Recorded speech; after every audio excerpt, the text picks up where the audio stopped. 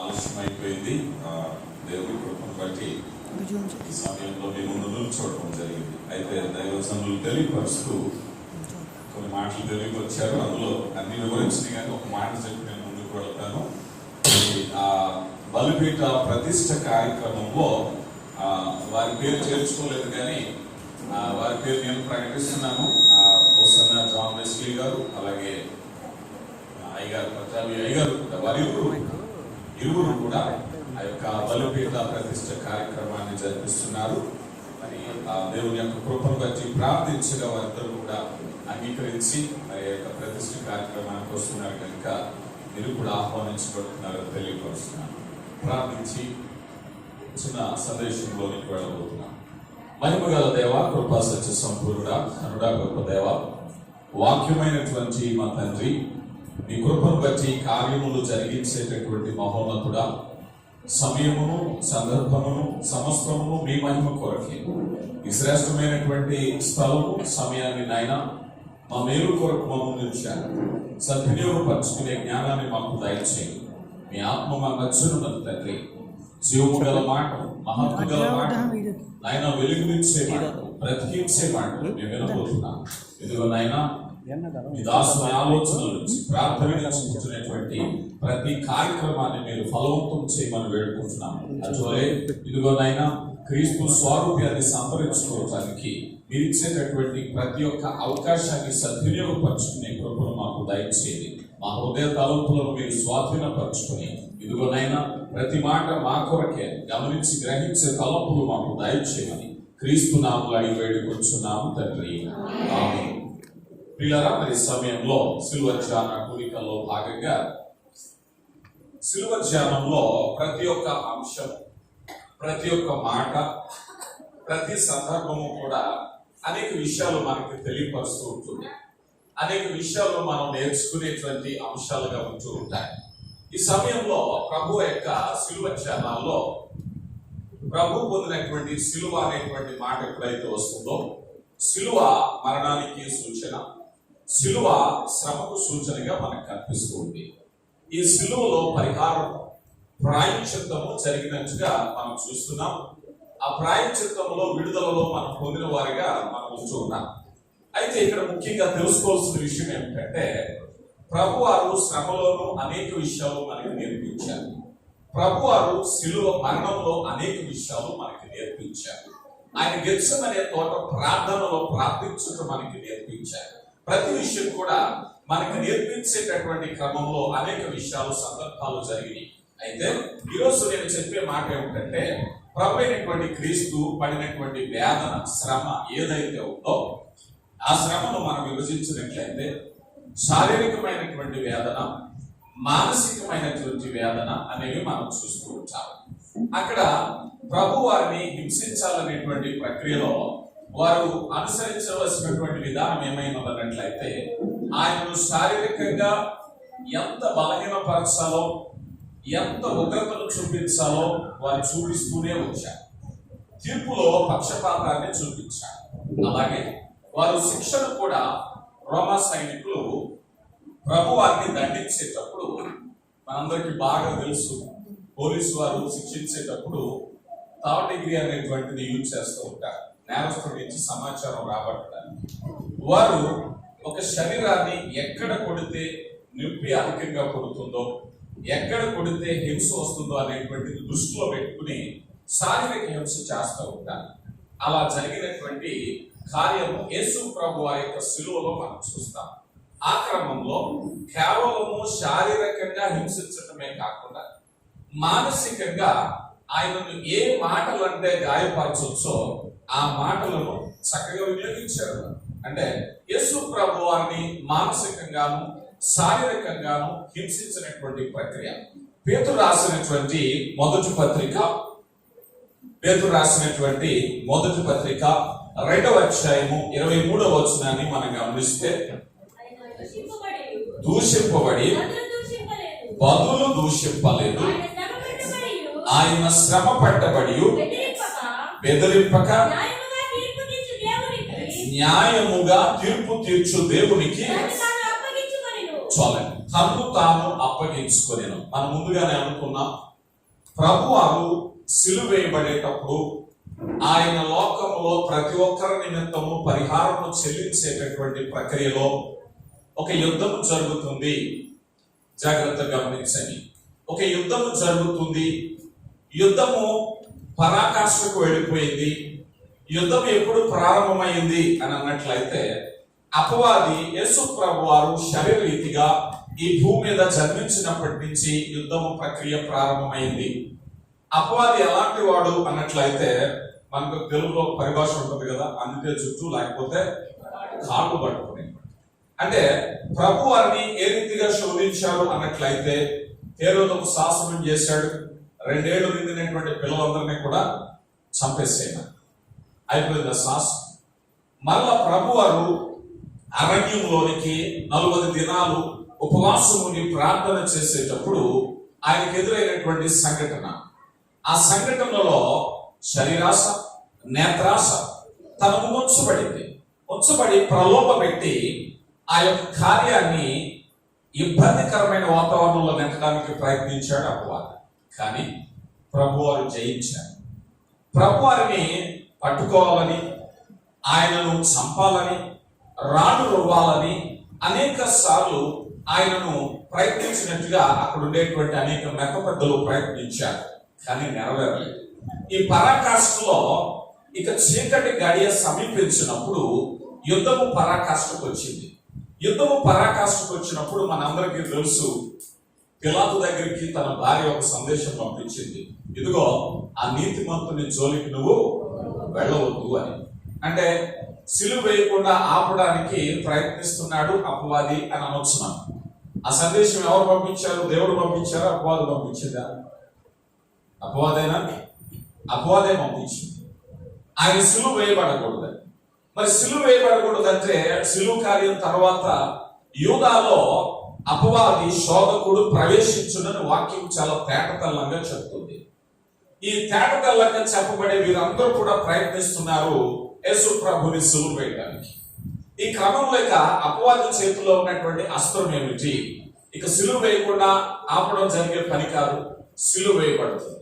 ఈ క్రమంలో యుద్ధం ఎలా జరుగుతుంది అన్నట్లయితే అపవాది చేతిలో రోమ సైన్యం ఉంది, అపవాది చేతిలో కొరడాలు ఉన్నాయి, అపవాది చేతిలో లోక సంబంధమైన అధికారము, శిక్ష, దూషణ ఉంది. ఇక ప్రభు ఆ యుద్ధం జరిగించేటప్పుడు ఆ యుద్ధములో ఆ బలి పశువుగా కళంకము లేనటువంటి నిష్కళంకమైనటువంటి గొర్రె పిల్ల రక్తముగా అర్పించబడవలసినప్పుడు యుద్ధంలో ప్రభు వారి చేతిలో ఉన్నటువంటి ఆయుధాలు దీర్ఘశాంతం ఉంది, ప్రేమ ఉంది, కనికరం ఉంది, క్షమ ఉంది.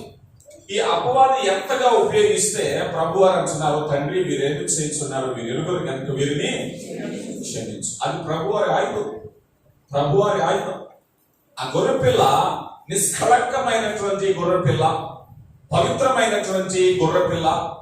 ఈ గొర్రెపిల్ల దగ్గర ఉన్నటువంటి అస్త్రాలు ఏమున్నాయి అన్నట్లయితే పవిత్రత, పరిశుద్ధత.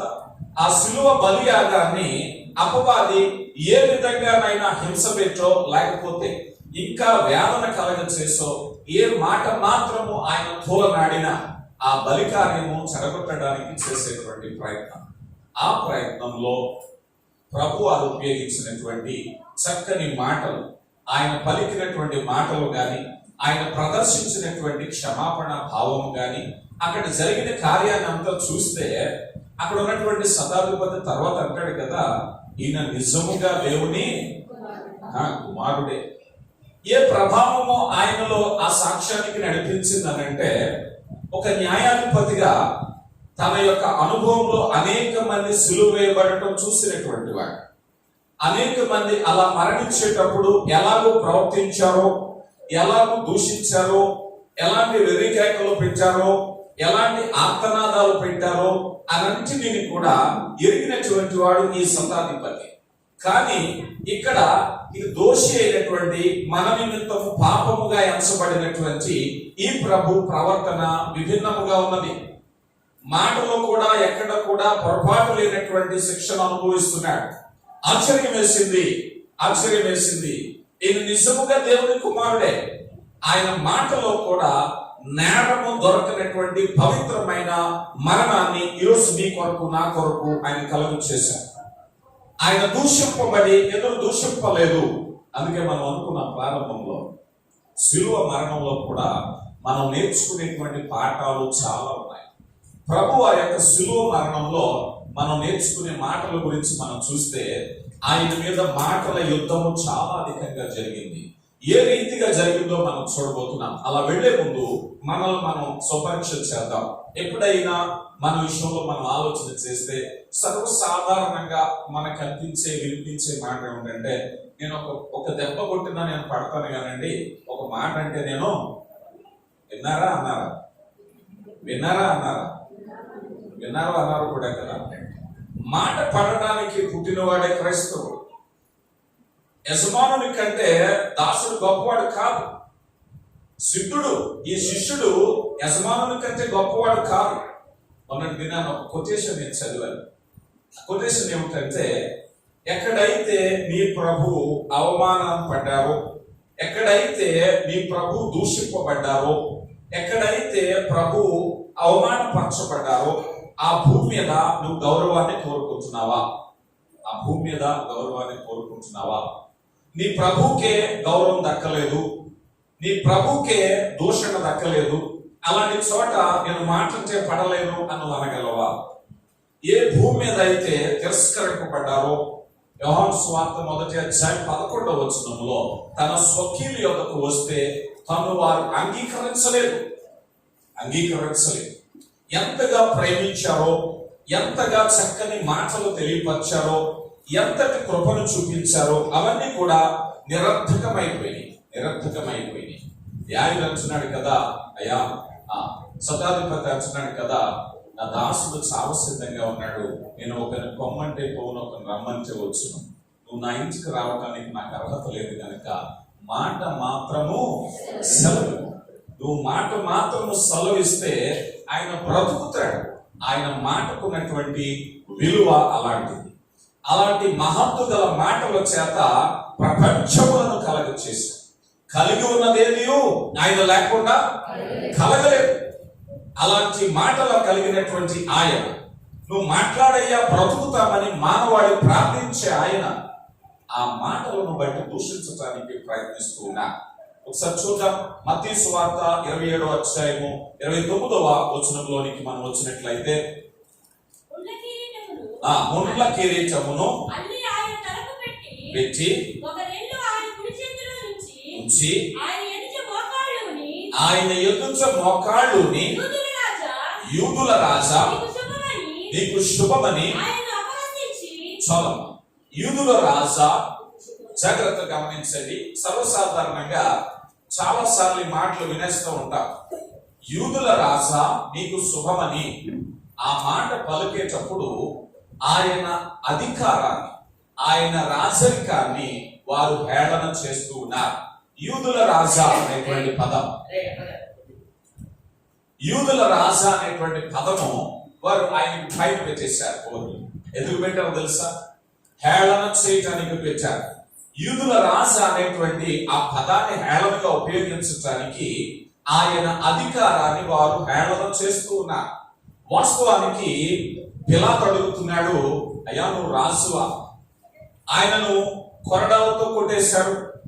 శారీరకమైనటువంటి ఎంత వేదన కలగ చేయాలో రక్తపు ముద్దలాగా తీసుకొచ్చి నిలబెట్టేశారు. ఇదిగో గబాతా అనేటువంటి ప్రదేశంలో ఆయన నిలవబెట్టి, చూడండి యూదులారా చూడండి, వ్యతిరేకులారా చూడండి, మీ యూదుల రాజు అనేసరికి బహుశా ఎక్కడో ఒక చిన్న అభిమానం అనొచ్చు, లేకపోతే దాని ఒక సాఫ్ట్ కార్నర్ అనొచ్చు పిల్లలకి. అక్కడ ఉండేటువంటి వర్గాలలో 2 వర్గాలు ఉన్నాయి. ఒక వర్గం యేసు ప్రభు, ఒక వర్గము వైరులు. ఈ వైరులు ఏ విధము చేతనైనను ఆయన మరణించాలి, ఒక వర్గము యేసు ప్రభు మరణము వరకు నమ్మకంగా ఉండి సమస్త మానవాళి ఎవరైతే హింసిస్తున్నారో వారి విమోచన కొరకు తన ముందుంచబడిన అవమానమును ఆయన భరించాలి అనేటువంటి ఒక వర్గం. అటు వారికున్న పట్టుదల, ఇటు ప్రభుకున్న పట్టుదల పిలాతుకు లేదు. పిలాతుకు అంత పట్టుదల అవసరం లేదు.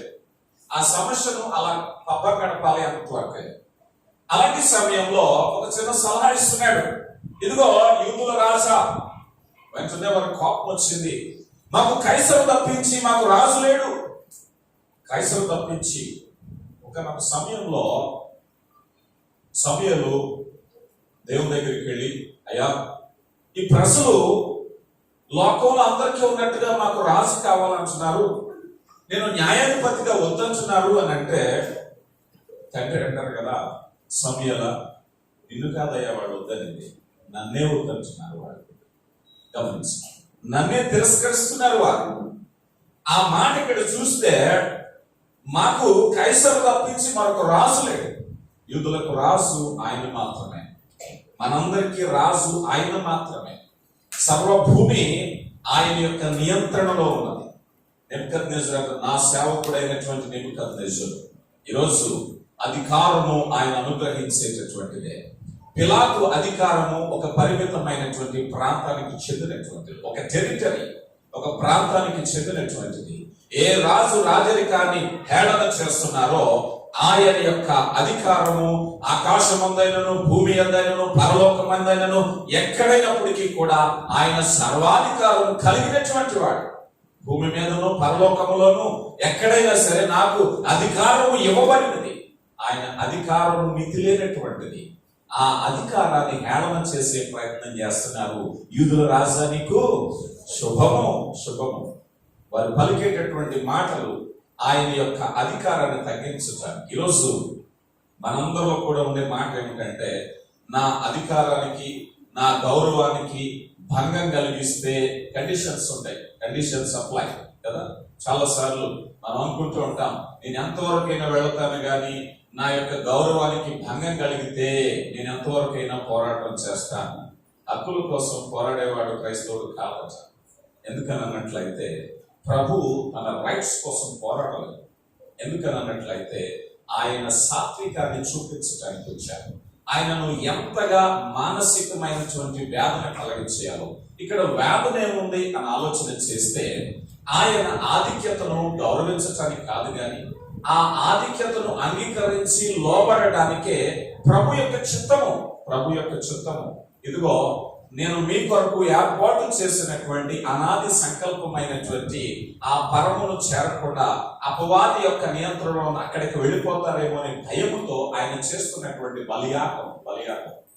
ఆ బలియాగంలో ఆయనను మానసికమైన మాటల యుద్ధాన్ని గమనించినప్పుడు వారు అచేతనంగా పలుకుతున్నారో జ్ఞానయుక్తంగా పలుకుతున్నారో కానీ ప్రతి మాట కూడా ఆయన సంపూర్ణమైనటువంటి అధికారానికి వ్యతిరేకంగా పలికే మాటలుగా మనం చూస్తూ ఉన్నాం. లూకా సువార్త 23వ అధ్యాయము 18వ వచనాన్ని కూడా మనం గమనించినట్లయితే, లూకా సువార్త చంపివేసి మాకు బరబ్బాను విడుదల చేయమని ఏకగ్రీవముగా కేకలు వేసిరి. చాలు. అపోస్తుల కార్యాలు 2వ అధ్యాయంలో మొట్టమొదటి సువార్త ప్రసంగాన్ని చేసే పేతురు గారు అంటారు కదా, మీరు జీవాధిపతిని చంపిరి అంటారు. ఎవరు చెప్పారట? జీవాధిపతిని చంపిరి అంటారు. బరబ్బ ఏం చేశాడు? బరబ్బ రాజ వ్యతిరేక కార్యాలు చేశాడు, బందిపోతే కార్యక్రమాలు చేశాడు. ఓ ప్రజలారా, మీ చాయిస్, మీ ఎంపిక ఏమిటి అని అంటే అక్కడ 2 చాయిసెస్ ఉన్నాయి. మీకు జీవాధిపతి కావాలా, లేకపోతే ఇదిగో కూలీకోరు కావాలా, బందిపోటు కావాలా అనేసరికి అక్కడ ఉన్నటువంటి పిలాతు ఆశ్చర్యపోతున్నాడు. పిలాతుకు తెలుసు, నేర పరిశోధన రంగంలో ఆరితేరినటువంటి వాడు పిలాతు. అనేక సార్లు పరీక్ష చేశాడు, శల్య పరీక్ష చేసి అంటున్నాడు కదా, మరణము నాకు తగిన హేతు కనబడట్లేదయ్యా. మీరు చెప్తున్నారు కానీ నేను ఎంతో మంది నేరస్తులను ఎంక్వైరీ చేశాను, కానీ ఈయనలో అలాంటి నేరం నాకు కనిపించట్లేదు. కానీ మీరు అంటున్నారు కదా, ఈయన విడుదల చేయండి, ఆయనను సిలువ వేయండి. ఎంత క్రూరమైనటువంటి ఆలోచనతో వారు ముందుకు వస్తూ ఉన్నారు అన్నట్లయితే, వాస్తవంగా ప్రభువారిలో ఉండేటువంటి వేదన ఏమిటంటే, ప్రభువారు వారి మధ్య మారు మనసుకు తగినటువంటి ఈయనలో దైవత్వాన్ని కూర్చున్నటువంటి సమాచారానికి అనుకూలమైనటువంటి ప్రకటన, సువార్త, లేకపోతే వాక్యము, అద్భుత కార్యాలు ప్రదర్శింపబడ్డాయి. ఇవి ప్రదర్శింపబడేటప్పుడు ఏది గమనించాలో అది గమనించలేకపోయాం. ఇంకా చెప్పాలి అంటే, ఇదిగో అపవిత్రాత్మ వదిలిపోయిందంటే దైవత్వం ఆయనలో గమనించడయ్యా అంటే, ఇదిగో నువ్వు బయలుజబూల వలన నువ్వు ఈ కార్యాన్ని చేశావు. వాత వేయబడిన మనస్సాక్షి, అందుకందుకు విసుగుపోతున్నా, అందుకందుకు జటిలమైపోతున్నా. వాస్తవ సత్యాలు గమనించడానికి, సత్యానికి దగ్గరికి రమ్మంటే సత్యమును చెవి యొక్క వారి హృదయములు తుచ్చమైన అభిలాషకు అప్పగించబడ్డాయి. గమనించండి. అలాంటి క్రమంలో ఇక క్షేమాభివృద్ధికరమైన మాటలు పలకాలని ఏ నోటంట ఆయన ఆశించారో ఆ నోట్లోంచి అలాంటి మాటలు వస్తున్నాయి అన్నట్లయితే గాయపరిచే మాటలు వస్తున్నట్లుగా మనం చూస్తూ ఉన్నాం. కనుక ఈ విధంగా ఆయన యొక్క ఆలోచన సరళికి విభిన్నంగా మాట్లాడే ప్రక్రియ ఏమిటంటే, మనిషికి తెలుసు, మానవునికి తెలుసు ఎదటి మనిషిని ఎక్కడ గాయపరచాలో అనేటువంటిది కదా. మనలో కూడా చాలా మంది ఉంటారు కదా, కత్తి కంచే పదునైనటువంటి మాటలు పలుకుతూ ఉంటారు. కొన్ని మాటలు గాయము వెంటనే తీరిపోదట, కొన్ని మాటల గాయము బ్రతుకున్నంత కాలం ఉంటుందట. అయితే క్రైస్తవులుగా మనం మనసులో పెట్టుకోవాల్సిన పని లేదు, కానీ గాయం చేయటం మాత్రం వాస్తవం. మాటల గాయం అనేటువంటిది ప్రభు వారి యొక్క శిలువ మరణంలో మాటల గాయపు ఉధృతిని మనం చూస్తున్నాం. మత్తయి సువార్త 27వ అధ్యాయము 29 నుంచి మనం గమనిస్తే 29-30 వచనాలు. ముండ్ల కిరీటమును అల్లి ఆయన తలకు పెట్టి ఒక రెల్లు ఆయన కుడి చేతిలో ఉంచి ఆయన ఎదుట మోకాళ్ళుని యూదుల రాజా శుభమని ఆయనను అపహసించి ఆయన మీద ఉమ్మివేసి, చాలు యూదుల రాజా నీకు శుభము. 47వ వచనం కూడా 42 చదువమ్మా. వీడు ఇతరులను రక్షించెను, తను తానే రక్షించుకొనలేడు. ఇశ్రాయేలు రాజు కదా. చాలు. అంటే ఈయన రక్షకుడు కాదు, నశించిన దానిని వెదకి రక్షించడానికి వచ్చారు. ఇందాక ఆయన రాజ్యాధికారానికి వ్యతిరేకంగా మాట్లాడారు. ఇప్పుడు ఆయనలో ఉండేటువంటి రక్షణ శక్తికి వ్యతిరేకంగా మాట్లాడుతున్నారు. జాగ్రత్తగా గమనించండి. నువ్వు అధికారివి కాదు, నువ్వు రాజు కాదు, నువ్వు శక్తి లేనటువంటి వాడు అని చెప్పినటువంటి వారు మరలా ఇప్పుడు రక్షణ కార్యంలోనికి వచ్చారు. ఆయన భూమి మీదకి వచ్చిందే మానవులను రక్షించడానికి వచ్చారు. తన ప్రజలను వారి పాపముల నుంచి ఆయన రక్షించును. కనుక ఆయనకి యేసు అనే పేరు పెట్టారు. ఆయన వచ్చిందే రక్షించడానికి. కానీ ఇప్పుడు అంటున్నారు కదా, ఇతరులను రక్షించలేనటువంటి వాడు, ఇప్పుడు తను తాను రక్షించుకోలేనటువంటి వాడు. అంటే ఆయనలో ఉండే రక్షణ సామర్థ్యం, ఎబిలిటీ, ఆ రక్షణ సంబంధించినటువంటి సామర్థ్యాన్ని హేళన చేయడానికి ఉపక్రమిస్తున్నారు. ఆయన ఎందుకు ఆ కార్యాన్ని చేస్తున్నారంటే సమస్త మానవాళి నిమిత్తమే కాదు, అక్కడ ఉన్నటువంటి ఆయన గాయపరిచే సైనికుల కొరకు, ఆయన తీర్పు తీర్చే పిలాల కొరకు, ఆయన అప్పగించినటువంటి యోధా కొరకు, అందరూ అంతటా మారు మనసు పొందాలి, అందరూ అంతటా రక్షణ పొందాలి. అది ఆయన సంకల్పం. అంతటి రక్షణ సంకల్పంలో ఆయన కార్యం చేస్తుంటే ఆయనలో ఉండే రక్షణ సామర్థ్యాన్ని హేళన చేసేటటువంటి వారు. ఈరోజు మనం అప్పుడప్పుడు వింటూ ఉంటాం క్రైస్తవ వ్యతిరేకులైనటువంటి వారు ఆయనలో ఉండేటువంటి దైవత్వాన్ని హేళన చేస్తూ ఉంటారు. నాకు అవే గుర్తొస్తూ ఉంటాయి. ఆయనలో ఉండేటువంటి రక్షణ అనుగ్రహించే సామర్థ్యాన్ని హేళన చేస్తూ మాట్లాడుతూ ఉంటారు. ఆ రోజు ఆ శిలువకు అప్పగించేటప్పుడు అక్కడ ఉన్నటువంటి ఆ గుంపులో ఉన్నటువంటి ప్రజలు కూడా అలాగే మాట్లాడారు. ఓ యూదా, నువ్వు క్షమాపణ అడిగితే నువ్వు క్షమించబడేవాడు, కానీ నువ్వు క్షమాపణ అడగలేదు. గమనించండి. అక్కడ ఉన్నటువంటి అనేక మంది తరువాత కాలంలో మొదటి సువార్త సభలో పేతురు గారు అంటారు, మీరు జీవాధిపతిని చంపితిరి అనంటే వారు హృదయములలో పొడవబడిన వారై దేవుని మాటలు వారి హృదయంలో గుచ్చుకుని, అయ్యలారా రక్షణ పొందుటకు మేము ఏమి చేయవాలి అంటే, సులువు వేయబడినటువంటి సందర్భంలో అక్కడ ఉన్నటువంటి గేలు చేసిన కొంతమంది జనసమూహం అక్కడ రక్షణ పొందారు. యేసు ప్రభు వారు రక్తము చిందించినటువంటిది సమస్త మానవాళి కొరకు. పిలాతుతో అంటున్నాడు, సత్యమును గురించి నేను సాక్ష్యం ఇవ్వటానికి పుట్టానయ్యా ఆ సత్యాన్ని ఎవరైతే అనుసరిస్తారో, ఆ సత్యాన్ని ఎవరైతే తెలుసుకుంటారో వారు నా మాట గైకుంటారు.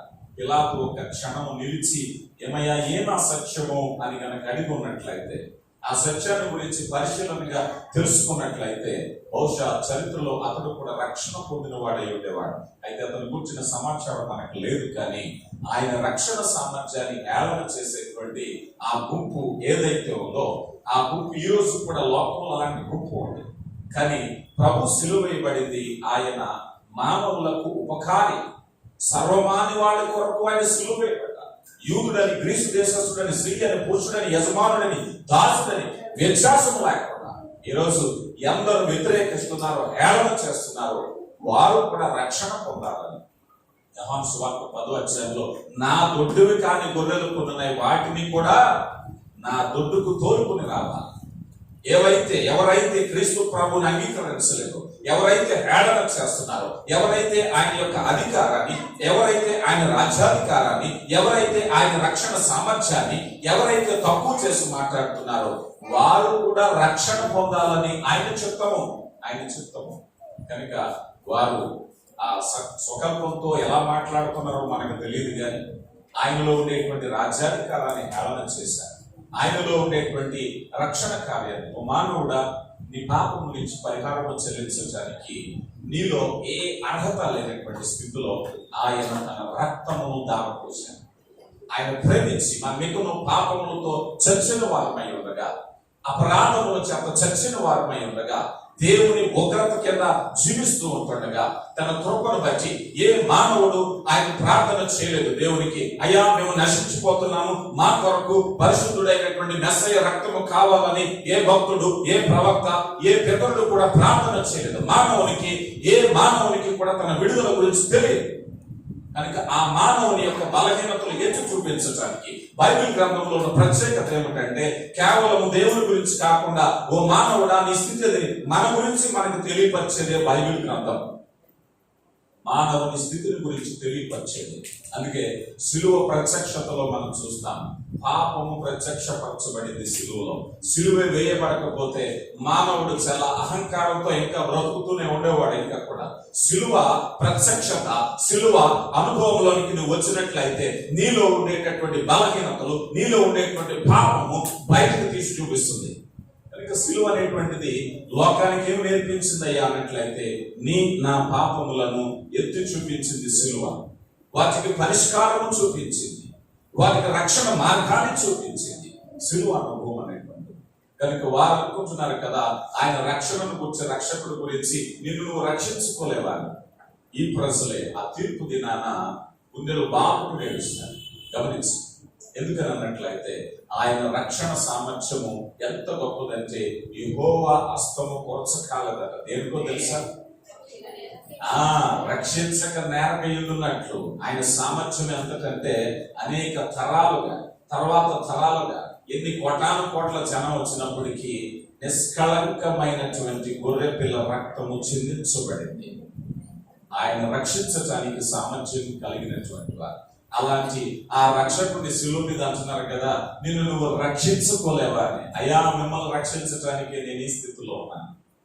ఏ శరీరంతో మీరు పాపం చేశారో ఆ శరీరము నిమిత్తమే నేను సిలువ మీద ఉన్నాను. ఇది రక్షణ కార్యం. కానీ అక్కడ ఉన్నటువంటి వారికి హేళనగా ఉంది. అందుకే మనం చూస్తాం, రక్షించుటకు సిలువను గురించి అంటారు కదా, నశించిపోవచ్చున్న వారికి వెర్రితనము, రక్షింపబడుతున్నటువంటి వారికి దేవుని శక్తి. కనుక వారికి వెర్రితనంగా కనిపిస్తుంది. నువ్వు రక్షించుకోలేదు, అసమర్థుడిగా చూస్తున్నారు. కానీ రక్షింపబడుతున్న వారికి అంటున్నారు కదా, ఆ సిలువ ఈరోజు సమస్త మానవాళి ఈరోజు చూసినట్లయితే, అయ్యా సమస్త మానవాళి కొరకు చేసిన అద్భుతమైనటువంటి కార్యం రక్షింపబడుతున్నటువంటి వారు గుర్తించారు. కానీ ఈరోజు చాలా మంది ఆ వాస్తవాన్ని గమనించలేకపోతున్నారు. యోహాను సువార్త 3వ అధ్యాయంలోకి వస్తే నికోదేము కనిపిస్తాడు. నికోదేము వచ్చి అంటాడు కదా, అయ్యా పరలోకం నుంచి వస్తేనే కానీ ఒక వ్యక్తి ఇలాంటి మాటలు మాట్లాడలేడు, ఇలాంటి అద్భుతాలు చేయలేడు అని అన్నట్లయితే అప్పుడు ఆయన అంటారు కదా, ఏమయ్యా నికోదేము, ఇదిగో నీవు వీటి ద్వారా ఈ సాక్ష్యాన్ని బట్టి నువ్వు రక్షణ పొందుతావు అనుకుంటున్నావేమో, కానీ నీ అనుభవం సరిపోదయ్యా. నా మాటల మాధుర్యాన్ని లేకపోతే నా అద్భుతాల గురించి చూస్తున్నావా? నీలో ఇంకా కావాల్సింది ఏమిటంటే, ఒకడు ఆత్మ మూలముగాను నీచు మూలముగాను జన్మించాలి. నువ్వు అద్భుతాల గురించి వరకు ఆగిపోతున్నావా? లేకపోతే ఈ మధురమైనటువంటి మాటల గురించి చెప్తున్నావా? అది సరిపోతాయా నీకోదేమో? నీకేం కావాలి అన్నట్లయితే ఆత్మ మూలముగా నీచి మూలముగా. అక్కడ ఉన్నటువంటి ప్రజలు చాలా మంది నువ్వు రక్షించుకోలేని అసమర్థుడు అని అనుకుంటున్నారు. అద్భుతాలు చేస్తే వారు నమ్ముతారా? అద్భుతాలు జరిగినా జరగకపోయినా కావాల్సింది ఏమిటంటే, ఒక వ్యక్తి ప్రాచీన స్వభావం మరణించి నూతన జన్మ అనుభవంలోనికి నడిపించడానికి ప్రభు సిలువ వేయబడుతున్నారు. దానిని రక్షణ అనేటువంటి మాటను మనం ఉపయోగిస్తూ ఉన్నాం. పిల్లలు గమనించండి. ఇలాగున మనం గమనించినప్పుడు ఆయనను హేళన చేసేటువంటి మరికొన్ని మాటలు మనం చూస్తే మత్తయి సువార్త 27వ అధ్యాయము 40వ వచనంలో కూడా మనం వద్దాం. దేవాలయము పడగొట్టి 3 దినములలో కట్టువాడా, 3 దినములలో కట్టువాడా, నిన్ను నీవే రక్షించుకొనుము. నీవు దేవుని కుమారుడవైతే శిలువ మీద నుండి దిగుమని చెప్పుచు ఆయనను దూషించిరి. చాలండి. ఆయన దూషించే మరో పర్వం ఏమిటంటే, ఆయనలో ఉండేటువంటి సామర్థ్యాన్ని గురించి మాట్లాడుతున్నారు. ఆయన ముందే చెప్పారు, నేను 3 దినములు అనేటువంటి మాట శరీరం అనే దేవాలయమును గురించి. అయితే అక్కడ ఉన్నటువంటి వారు అంటున్నారు కదా, దేవాలయమును పడగొట్టి ఈ దేవాలయమును 3 దినాల్లో మరలా కడతానన్నావు కదా. అంటే ఆయనలో ఉండేటువంటి నిర్మాణాత్మక సామర్థ్యం, కన్స్ట్రక్టివ్ పవర్ గురించి మాట్లాడుతున్నారు కదా. ఆయన మహత్తు గల మాటల చేత ప్రపంచములను నిర్మించెను. ఎబ్రీ గ్రంథం 1వ అధ్యాయంలో మనం చూస్తాం. కలిగి ఉన్నదేది ఆయన లేకుండా కలగలేదు. సమస్తమును ఆయన కొరకే నియమించబడ్డాయి. జాగ్రత్తగా గమనించండి. వారు మాట్లాడేటటువంటిది యెరూషలేము దేవాలయం గురించి మాట్లాడుతున్నారు. యెరూషలేము దేవాలయమునే నువ్వు తిరిగి కట్టలేనటువంటి సామర్థ్యం లేనటువంటి వారుగా మాట్లాడుతున్నారు. నీవు సిలువ నుంచి దిగి రాలేనటువంటి వాడు ఆ గొప్ప కార్యం ఏం చేయగలవు అని ఆయనలో ఉండే సామర్థ్యాన్ని గురించి మాట్లాడుతున్నారు. జగత్తు పునాది వేసినప్పుడు ఆయన చేసినటువంటి కార్యాన్ని, మానవుల కొరకు ఆయన చేసిన ఏర్పాటును గ్రహించలేనటువంటి సామర్థ్యం కదా. ఈరోజు చాలా మంది వృద్ధాప్యంలో ఎదురయ్యే సమస్యలు ఏంటంటే, వారి వయసులో ఉన్నప్పుడు కష్టపడి పనిచేసి రెక్కల ముక్కలు వేసుకుని బిడ్డలు ప్రయోజకులు చేసి చదివించి వివాహాలు చేసి ఒక స్థాయికి వారి సామర్థ్యాన్ని బట్టి నడిపించాక అదే బిడ్డలు వచ్చి నా కోసం ఏం చేసావులే నువ్వు అన్నారే అనుకోండి, ఎంత బాధ ఉంటుందో చెప్పండి. సర్వసాధారణంగా ఎక్కువ ఫ్యామిలీస్ లో నేను ఈ మాట వింటూ ఉంటాను. నేను ఎంతో కష్టపడ్డాను, చాలా మంది బిడ్డలు వచ్చి బాధపడుతూ ఉంటారు, ఎంతో ప్రయోజనం చేశాను, ఒక మాటలో తీసి పెట్టేశారండి, మనసు బాధగా ఉందని. అంటే నీ సామర్థ్యాన్ని తక్కువ చేసి మాట్లాడితే ఆ బాధ ఏంటో నీకు తెలుస్తుంది, అంతే కదా. ఒక కార్యక్రమాన్ని నువ్వు చేసావు, ఆ కార్యక్రమాన్ని నువ్వు చేసినప్పుడు అది నీ వల్ల కాలేదు అని అంటే సహించలేదు. అంటే దాన్ని ఒక మాటలో చెప్పాలి అంటే, మన యొక్క ఎబిలిటీని తక్కువ చేసి మాట్లాడితే, మన సామర్థ్యాన్ని తక్కువ చేసి మాట్లాడితే సహించలేనటువంటి గుణం. కానీ ప్రభు దగ్గరికి వెళ్ళి మనం ఏం నేర్చుకున్నామంటే, ప్రభు మనకి చెప్పినటువంటి మాటల గురించి మనం నేర్చుకుంటే, సృష్టికర్త కలిగి ఉన్నదేది ఆయన లేకుండా కలగలేదు. అలాంటి ఆయన పట్టుకుని అంటున్నారు కదా, ఇదిగో ఈ దేవాలయమునే కడతానన్నావు కదయ్యా, ముందు నిన్ను నువ్వు రక్షించుకో అంటే ఆయన సామర్థ్యాన్ని తక్కువ చేస్తున్నారు. ప్రభు కోపం వచ్చిందా? ప్రభు కోపం వచ్చిందా? ఈ కార్యక్రమాలన్నింటి గుండా వెళ్ళేటప్పుడు ఈ యొక్క అంశాన్ని అలా ముందుకు తీసుకువెళ్ళిపోతూ ఉంటుండగా ప్రతి మాటలో కూడా మనం నేర్చుకునే మాటలు ఉన్నాయి. ఇదిగో ప్రభువా, నీవు అంతటి మాటనే నువ్వు సహించావు కదా. నేను పనిచేసే ఒక ఉద్యోగంలో కానీ, నేను పనిచేసే ఒక సంస్థలో కానీ, నేను హాజరవుతున్నటువంటి సంఘంలో కానీ నేను పనిచేస్తే గుర్తింపు లేకపోతే నాకు ఎంతో బాధపడిపోతా. నేను నుంచి ఏం నేర్చుకోవాలి ప్రభువా? సర్వసాధారణంగా మనకు రావాల్సిన గుర్తింపు రాకపోతే చాలా మంది వేదన పడిపోతూ ఉంటారు. కానీ ప్రభువుని చూస్తే, ప్రభు మాటలు చూస్తే ఎంత చక్కటి భావం వస్తుంది అన్నట్లయితే, ఆయన అంతటి గొప్ప కార్యాలు చేస్తే, సృష్టినే కలగ చేస్తే, విశ్వాన్నే కలగ చేస్తే, భూమిని నివాసయోగ్యంగా చేసినట్లయితే, అగాధ లోయలను కలగచేస్తే, ఫలభరితమైనటువంటి ఋతువులను కలగచేస్తే, మనలను కలగచేసిన వాడు ఆయనే. ఇదిగో మాట్లాడడానికి మోషేతో అంటున్నారు, నీకు నోటికి వాక్కునిచ్చినది ఎవరు, నాలుగిచ్చింది ఎవరు? ఈరోజు అదే మాట అక్కడ ఉన్నటువంటి ప్రజలతో గనక ప్రభు మాట్లాడినట్లయితే, ఓ యూదులారా, ఓ రోమా సైనికులారా, మీరు నోటికొచ్చింది మాట్లాడుతున్నారు కదా, మీకు నాలుగిచ్చింది ఎందుకయ్యా? నా మహిమ కొరకే కదా, నన్ను స్తుతించడానికే కదా. కనుక మీ అవయవములు నీతి సాధకాలుగా దేని కొరకు ఉపయోగిస్తున్నారు? ఆయన దూషించటానిక, ఆయన యొక్క ఆధిక్యతను తక్కువ చేయటానిక, ఆయన చేసిన కార్యాలు మర్చిపోవటానిక? ఆలోచన చేయాలి. వారందుకే ఉపయోగిస్తున్నారు. అలాంటి గుంపులో మనం ఉన్నామేమో. కారణం ఏమిటంటే, నేను నేరుగా ప్రభువుని దూషించలేదు, నేరుగా ప్రభువుని తక్కువ చేయలేదని అనుకుంటున్నామేమో. కానీ ఇవ్వబడినటువంటి ఆ దేహమును ఆయన మహిమకరంగా వినియోగించకపోయినట్లయితే, ఈ నాలుగుతో జీవఫలాన్ని అర్పించకపోయినట్లయితే, మనము కూడా ఆ గుంపులో వరమే కదా. మనము కూడా ఆరాధించలేకపోతే, యెషయా గ్రంథంలో అంటున్నారు, తన మహిమ కొరకు సృజించబడిన ప్రజలము మనము. కనుక ఈ నాలుకతో ఆయనను స్తుతించాలి.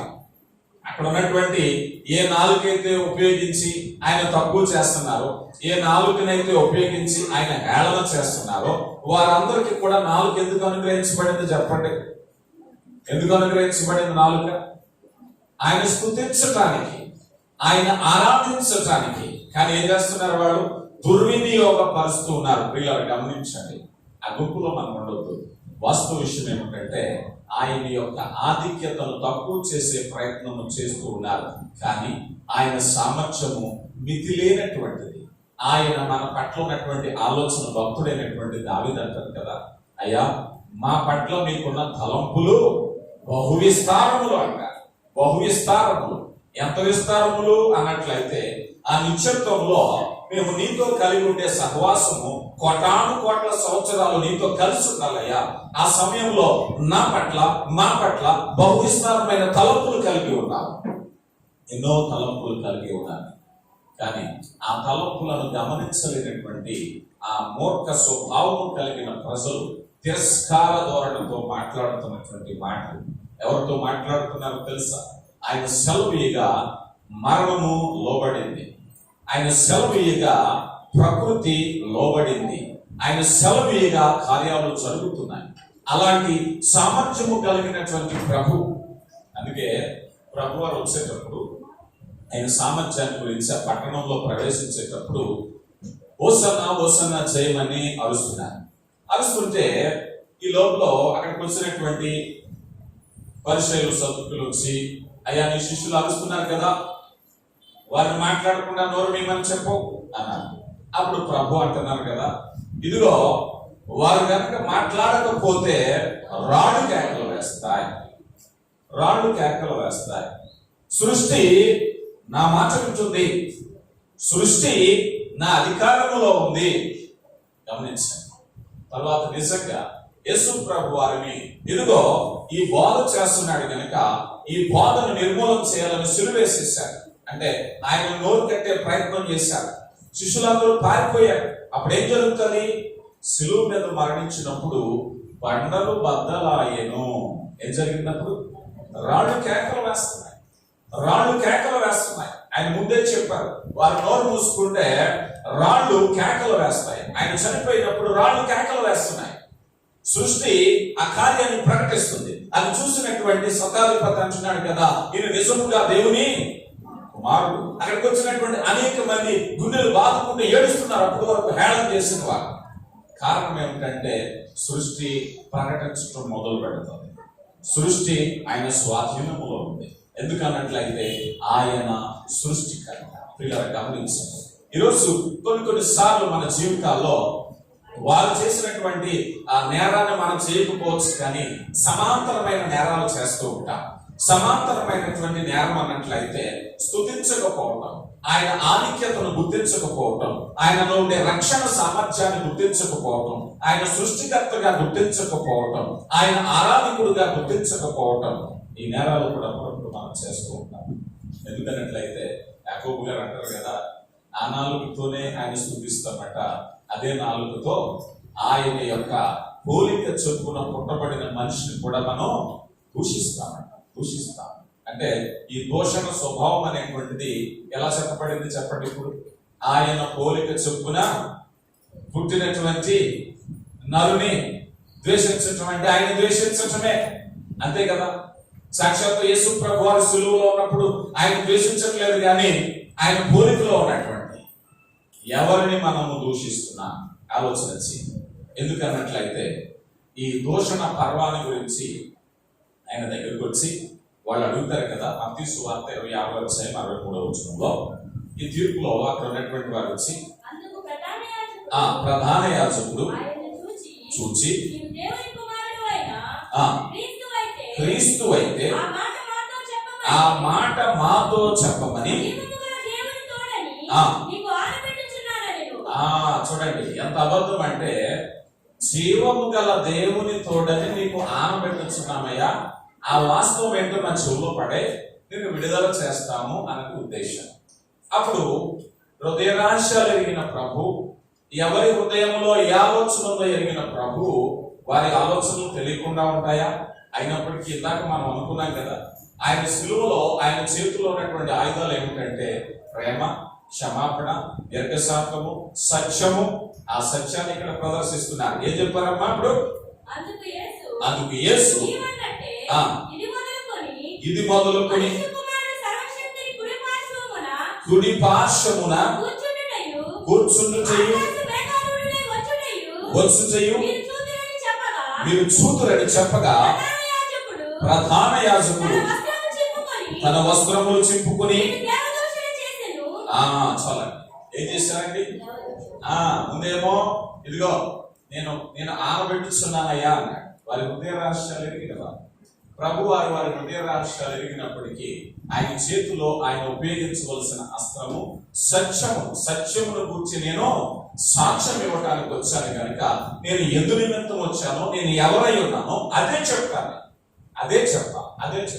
వెంటనే దేవదూషణ అని అంటున్నారు. దేవదూషణ అనేటువంటి పదము ఒక్కసారి కనుక మనం ఆలోచన చేస్తే, ఆ పదాన్ని ఉపయోగించడానికి ఈనాటి దేవుని యొక్క లేకపోతే క్రైస్తవ విరోధులే కానీ ఆనాటి వారే కానీ ప్రభు వారు ఒక మాట చెప్తారు, నన్ను గురించి లేఖనములు సాక్ష్యం ఇస్తున్నాయి, వాటిని పరిశోధించుడి అని. లేఖనం ఎవరి చేతిలో ఉన్నప్పుడు? ఎవరైతే దూషిస్తున్నారో ఆ ధర్మశాస్త్ర గ్రంథాలు పట్టుకున్నటువంటి వారు, ఆ ధర్మశాస్త్రంలో ఉన్నటువంటి ప్రవచనాలు, లేఖనాలు, నీవు క్రీస్తు అయితే, మెస్సయ్య అయితే మాతో చెప్పు అని అన్నారు. ప్రభు అంటున్నారు కదా, నన్ను గురించి ఆ లేఖనాలు సాక్ష్యం ఇస్తున్నాయి. మీరు ఒకవేళ నన్ను గురించి తెలుసుకోవాలంటే ఆ లేఖనాలు పరిశోధించండి. క్రీస్తులో దైవత్వము కావాలంటే చాలా మంది ఆబ్జెక్టివ్ క్వశ్చన్స్ లాగా అడుగుతూ ఉంటారు. యేసు ప్రభు దేవుడని ఎక్కడ చెప్పారండి? ఈ మాటలకు ఆబ్జెక్టివ్ కోర్స్ కాకుండా ఆయన చెప్పిన మాట ప్రకారంగా చూస్తే లేఖనములు నన్ను గురించి సాక్ష్యం ఇస్తున్నాయి కనుక వాటిని పరిశోధిస్తే ఆయనలో దైవత్వం ఏమిటో నువ్వు కనుగొంటావు. ఆనాటి అక్కడ ఉన్నటువంటి ప్రధాన యాజకుడు మొదలుకొని అనేక మంది మతాధిపతుల వరకు కూడా చాలా మంది ఆ వాస్తవాన్ని గమనించలేకపోయారు. కారణం ఏమిటంటే ఆత్మీయ సోమరితనంతో వారు ఆ గ్రంథాన్ని పరిశీలన చేయకపోవడం వల్లనే. కనుక దేవదోషం ఎవరు చేస్తున్నారంటే వారే చేస్తున్నారు. దైవసూతుని పంచుకుని నీవు దేవుని కుమారుడు అంటున్నావా, ఇదిగో నేను మిమ్మల్ని శిక్షిస్తున్నాం, ఇదిగో నేను సిలువ వేస్తున్నాం. ప్రత్యక్ష దేవదోషణ చేసేటటువంటి వారు ప్రభుని విమర్శిస్తూ ఉన్నారు. పిల్లలు గమనించండి. ఈ క్రమంలో మనం చూసినట్లయితే ప్రభు వారి మీద మాటల దోషణ అనేటువంటిది జరిగేటప్పుడు ముఖ్యమైన కారణం ఏమిటంటే, ఒక మాట చెప్పు నేను కొద్దిసేపట్లో ముగిస్తాను. మత్తయి సువార్తలో మనం మాట చూస్తాం. మత్తయి సువార్త 27:18 మత్తయి సువార్త కూడి వచ్చినప్పుడు పిలాతు కోరుచున్నారు యేసునా అని వారిని అడిగారు. ఏలయనగా వారు దేని చేతమ్మా?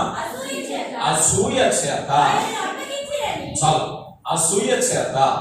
ఎప్పుడైతే మనిషిని ద్వేషిస్తామో ఈ ద్వేషం ఎంతవరకు వెళ్ళిపోతుంది? అందుకే ప్రభు వారు అంటారు కదా, సూర్యుడు అస్తమించే వరకు ఏమనకూడదంటే మీ కోపము ఎందుకనంటే ఒక కోపం ఒక రోజు దాటి తర్వాత రోజుకు వెళ్తే కోపం కాస్త పగైపోతుంది, కోపం కాస్త అసూయ అయిపోతుంది, ద్వేషం అయిపోతుంది.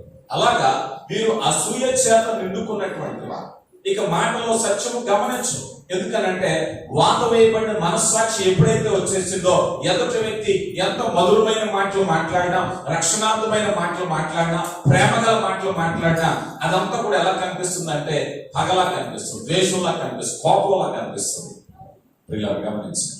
కనుక ఎప్పుడైతే అసూయ చేత నిండుకున్నారో ఆయనలో ఉండే ప్రేమ, ఆయనలో ఉండే సత్యాన్ని, ఆయనలో ఉండేటువంటి దైవత్వాన్ని గమనించలేనటువంటి స్థితికి వెళ్ళటమే కాకుండా ఆయనను ద్వేషిస్తున్నారు. పిల్లలు గమనించండి. ఈ క్రమంలో మరొక ముఖ్యమైనటువంటి విషయాన్ని కూడా మనం గమనించాలి. అదేమిటి అన్నట్లయితే ఆ కార్యక్రమం అలా జరుగుతూనే ఉంది, ప్రవచన నెరవేర్పు కూడా అదే రీతిగా కొనసాగిపోతూ ఉంది.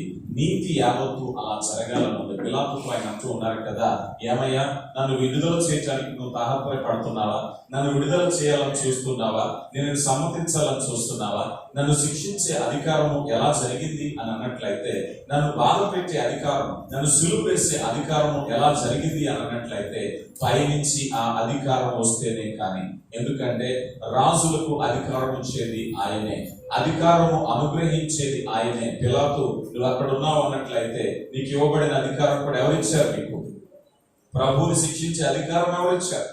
ప్రభువుని సిలువ వేసే అధికారం ఎవరిచ్చారు? యోహాను సువార్త 19వ అధ్యాయం 11వ వచనాన్ని మనం చూస్తే, యోహాను సువార్త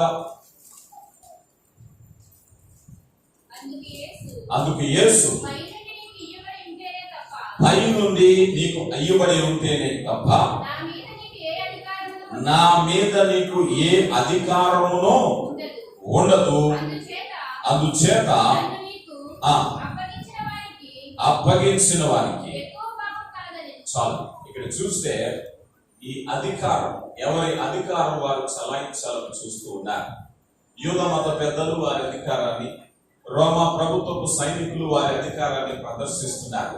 కానీ వాస్తవమైనటువంటి విషయం ఏమిటంటే యెషయా గ్రంథము 53వ అధ్యాయం 7వ వచనంలో మనం చూసినటువంటి విధముగా ఆయన నలగొట్టబడుట ఆయనకు ఇష్టమైన, ఉగ్రత పాత్ర ఆయన మీద కుమ్మరించబడుతుంది, నీతి యావత్తు అలా జరుగుతుంది. ఈ క్రమంలో మనం తెలుసుకోవాల్సినటువంటి ఏకైక అంశాన్ని ఏమిటయ్యా అన్నట్లయితే, మాటల యుద్ధంలో ప్రభు వారు ఎలాగ ప్రవర్తించారు, ఏమి నేర్పించారు అనేటువంటి ముఖ్య విషయాన్ని నేను మీతో చెప్పదలుచుకున్నాను. కారణం ఏంటంటే ఆయన తన యొక్క అధికారాన్ని తక్కువ చేశారు, ఆయనలో రక్షణ సామర్థ్యాన్ని తక్కువ చేశారు, ఆయన సృష్టికర్తగా ఉన్నటువంటి స్థితిని తక్కువ చేశారు.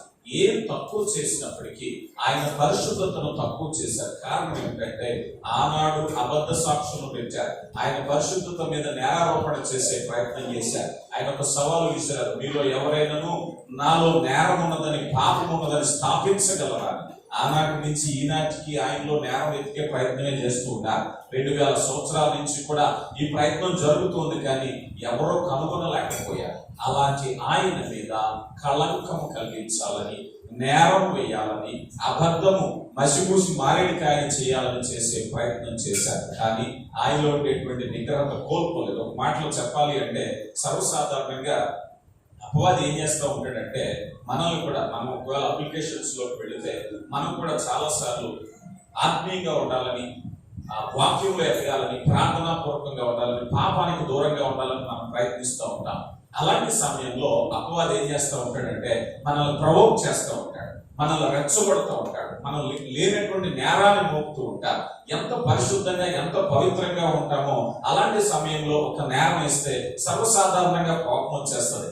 ఆ కోపంలో కనుక మనం ఆ కోపాన్ని తగ్గట్టుగా ప్రవర్తిస్తే మనలో ఒక ఆత్మఫలాన్ని మనమే విశ్లేషించుకుంటున్నాం. ఎందుకంటే అపవాది కావాల్సిందే, అపవాది కావాల్సిందే. ప్రభు వారు ఒకవేళ ఆయన శ్రమలో అలాంటి మాటలు పడేటప్పుడు అపవాది కానీ వ్యతిరేకులు కానీ అనుకున్నటువంటి విధంగా ఆయన కూడా కోపాన్ని ప్రదర్శిస్తే, ఏ ప్రభు వారి కోపం రాదా? కోపాన్ని ప్రదర్శించలేదా? మన వాక్యం చదవలేదా?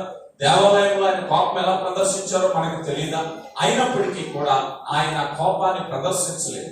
ఆత్మఫలం మనం కూడా చాలా సార్లు అలాగే కోల్పోతూ ఉంటాం. ఎందుకనంటే దేవునికి ఇష్టమైనటువంటి జీవితాన్ని జీవించటము అని అంటే కేవలము కోపపడటం కాదు. మేము ఇంత నీతిగా ఉన్నాం, ఇంత పరిశుద్ధంగా ఉన్నాం, ఈ మాట నేను సహించలేనని మనం వారి మీద దాడి తిరగడం కాదు. కొన్నిసార్లు సహించాలి అని ప్రభు నేర్పిస్తున్నారు ఈ భాగంలో. శిలువ మీద ఆ కార్యాన్ని జరిగిస్తున్నారు. ఆయన మీద నిందలు, అబద్ధ సాక్ష్యాలు, నేరారోపణ, చేయలేని విషయాలు చేసిన దానికి అనేకమైన వక్రాలు తెలియపరిచి ఆయన దోషిగా నిలబెట్టే ప్రయత్నం చేశారు. కానీ ఆయన ఒకటే మాట అంటున్నారు, నేను సత్యవాదిని, సత్యమును గూర్చి సాక్ష్యం ఇవ్వటానికే నేను వచ్చానయ్యా.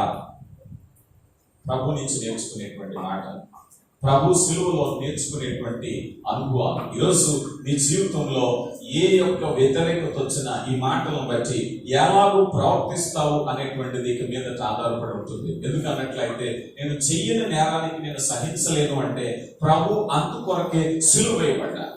చెయ్యనటువంటి నేరానికి నేను మాట అంటే పడలేను అంటే ప్రభువారు పడ్డటువంటి మాటలన్నీ కూడా అందుకే పడ్డారు ప్రభువారు. గమనించారు. ఈ క్రమంలో ఆయన తన యొక్క పరిశుద్ధతను కాపాడుకుని ఏ యొక్క కార్యాన్ని హెబ్రీ పత్రికలో మనం చూస్తాం, ఇదిగో తన ముందొచ్చబడినటువంటి బహుమానం కొరకు అవమానమును నిర్లక్ష్యం చేశారు. ఒకవేళ అవమానం పడ్డా పర్లేదు, నా ముందు ఒక బహుమానం ఉంది. ఆ బహుమానం ఏమిటంటే ఆ బహుమానము నిన్ను నన్ను రక్షించేటువంటి స్థితి. అదే బహుమానం. మానవుల మేలు కొరకు జ్ఞాని అయినటువంటి దేవుడు ఆ రక్షణ కార్యమే ఆయన బహుమానంగా ఇచ్చారు. పరలోకంలోనికి మనం అందరం కూడా ప్రవేశించడానికి ఆయనే మార్గముగా ఏర్పాటు చేసినటువంటి సువార్త అనేటువంటి రక్షణ మార్గం అనే బహుమానము కొరకు అవమానమును నిర్లక్ష్యం చేశారు. ఈరోజు మనందరినీ కూడా ఆయన ఆహ్వానించటం అనేటువంటి ఏకైక అధికారం కొరకు ఆయన తండ్రి అయిన దేవుని కుడి పార్శ్వమున ఆసీనుడై ఉండేటువంటి రైట్ పవర్ ఏమిటంటే నీ యొక్క పాపముల నుంచి విడుదల చేసి పరిశుద్ధమైన పరలోక వాసిగా ఎంచడానికి ఆయన ఒక కార్యాన్ని చేస్తున్నారు. అపవాది దాన్ని చెదగొట్టడానికి ఎన్నో నేరాలు వేస్తారు, ప్రవోక్ చేస్తారు, రెచ్చగొడతారు, ఎన్నో విధాలుగా ఆకర్షించడానికి ప్రయత్నిస్తారు. ఈరోజు మనమందరము కూడా ప్రభు అయినటువంటి క్రీస్తు వలె సిలువ వేయబడ్డాం. గలతీయులకు రాయబడిన పత్రిక 2:20-21 చూసినప్పుడు నేను క్రీస్తుతో కూడా సిలువ వేయబడ్డాను, ఇక జీవించేవాడు నేను కాక క్రీస్తే నా యందు జీవిస్తున్నాను. పిల్లరా, మరి యొక్క సత్యాన్ని మనం గమనించేటప్పుడు దేవుని యొక్క కృపను బట్టి మనమందరము కూడా ఈ సాత్వికం అనే మనసును మనం నేర్చుకోవాలి. పాత నిబంధన గ్రంథంలో మాట చెప్పి నేను ముగిస్తాను. దావీదు గారు ఎలాంటి పరిస్థితులు ఎదుర్కొన్నారు. ఆయన కష్టకాలంలో ఉన్నాడు, బాధలో ఉన్నాడు, వెళుతూ ఉన్నాడు. ఒక మాట చెప్పాలి అంటే బైబిల్ గ్రంథంలో నేను విచారించేటటువంటి విషయాలు ఇదొకటి. ఎలాంటి మహా చక్రవర్తి, గొప్పవాడు, తిరస్కరించబడ్డాడు, కొడుకే తిరగబడ్డాడు, ఏం చేయాలో తెలియక ఒక ఎండవేళ నెత్తిని ముసుగేసుకున్నాడు, కాళ్ళకు చెప్పులు లేకుండా వెళుతూ ఉన్నాడు. అలాంటి సమయంలో షిమి వచ్చాడు.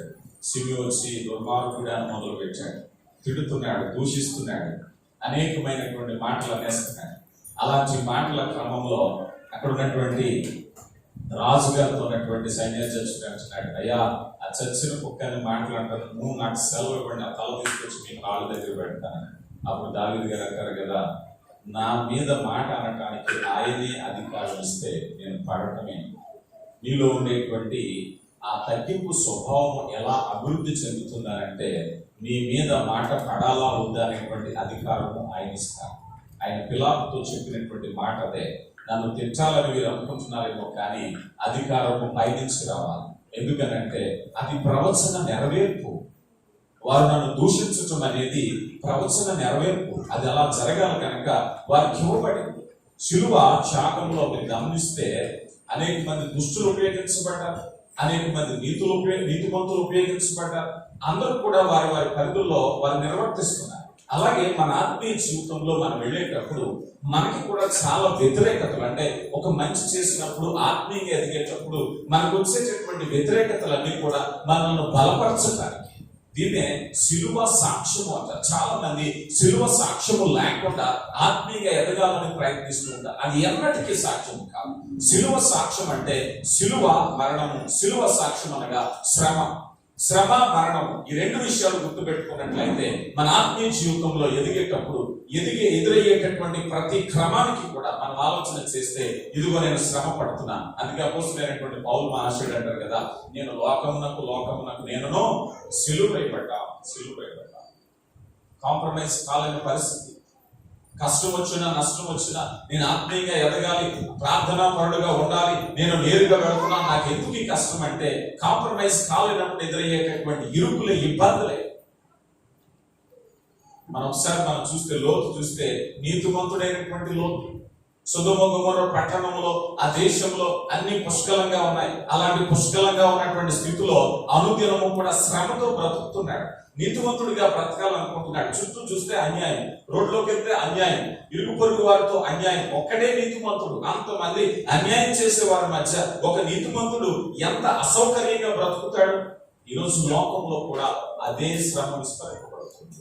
అది ప్రభు నుంచి నేర్చుకుని ఎలాగో చేయించాలో ఒక చక్కని పాఠాన్ని మనం నేర్చుకోగలుగుతాం.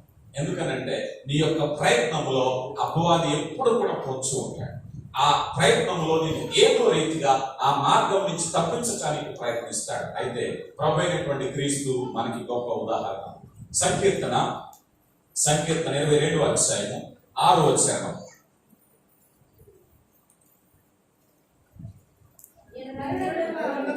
నరుడను కాను, పురుగును,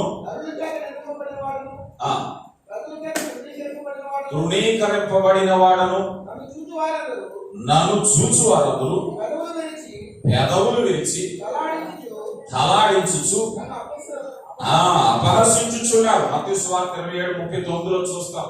వారు తలలాడించుచున్నారు, అపహసించుచున్నారు. దేనికోసం? పర్యవసానం ఏమవుతుంది? ఒక రోజు తీర్పు దినాన ఏమవుతుంది? ఆయన చూసి రొమ్ము కొట్టుకునేవారు ఉంటారు. ఆయనను చూసి ఆయన న్యాయాధిపతి. అలాంటి ఆయన న్యాయం తీర్చడానికి అక్కడ ఉండే గుంపులో ఎవరికి వాళ్ళు తీర్పు తీర్చేస్తున్నారు. ఆ న్యాయాధిపతి ఆ పరిధిని చాలా తక్కువ అంచనా వేశారు.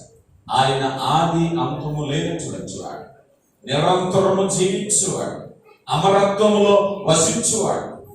అలాంటి పరిశుద్ధిని పట్టుకుని వారి పరిధిలో ఆలోచన చేస్తున్నారు.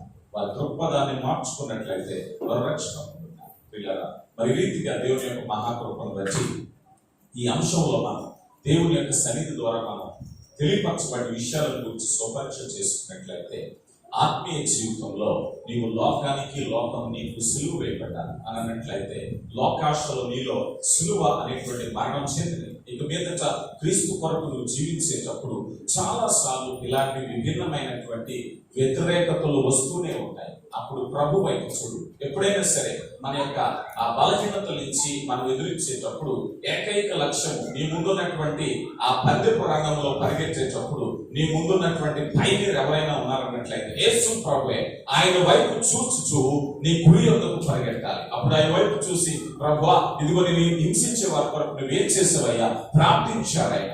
అయ్యా నేను దూషించే వారి కొరకు ఏం చేసావయ్యా? ఎదురు దూషించలేదు. అయ్యా నేను గాయపరిచే వారిని క్షమించావు, ప్రార్థించావు.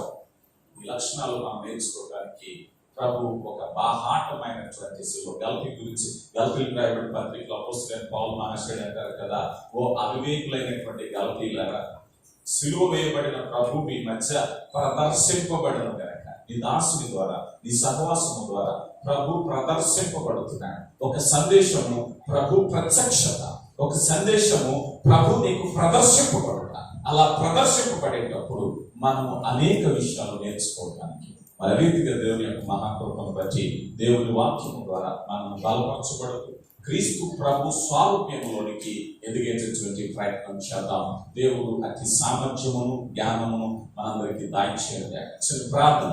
మహిమ గల దేవా, కృప కలిగిన తండ్రి, మహోన్నతుడా, మీ ఘనమైన శ్రేష్టమైన నామానికి మహిమ చెల్లిస్తున్నాం. కృప కలిగిన తండ్రి, మరి సమయంలో మమ్మల్ని ప్రేమించి మీరు మాకు ఇచ్చిన విలువైన శ్రేష్టమైన సమయాన్ని బట్టి స్థలాన్ని బట్టి మహిమ చెల్లిస్తున్నాం. అవును నాయన, దూషింపబడిన ఆయన ఏ రీతిగా బదులు దూషింపలేదో మేము నేర్చుకుని ఆ రీతిగా జీవించడానికి మరొక మారు మమ్మలను ఆయన హెచ్చరించినందుకు, మా మధ్య మీ యొక్క శిలువ శ్రమను ప్రదర్శింపబడ్డ కృపనిచ్చినందుకు మహిమ చెల్లిస్తున్నాం. మంచి నేలను పడి విత్తనం వలె వాక్యము మా హృదయాల్లో మొలకెత్తడానికి కృప దయచేయండి తండ్రి. ఈ సమయంలో ఇదిగో నాయనా, నీ దాసుని పరిచర్య కుటుంబాన్ని సహవాసం కొరకు ప్రార్థన చేస్తున్నాం. ఘనమైన పరిచర్య జరిగిస్తున్నారు. ఇక మీడంతల ఆత్మతో ఇకను బలపరచండి తండ్రి. అనేకులకు దీవెనకరమైన ఆశీర్వాదకరమైనటువంటి పరిచర్యను ఇకను విస్తరింపబడుటకు, ప్రాకారములు విస్తరింపబడుటకు, పరిచర్య విస్తరింపబడుటకు ఆయన మీ కృపను బట్టి కార్యము జరిగించి మీరే మహిమ ఘనత పొందమని క్రీస్తు నామములో అడిగి వేడుకొంచున్నాం తండ్రి. ఆమేన్. మరి దైవ దాసులు మరి నాకు ఇచ్చినటువంటి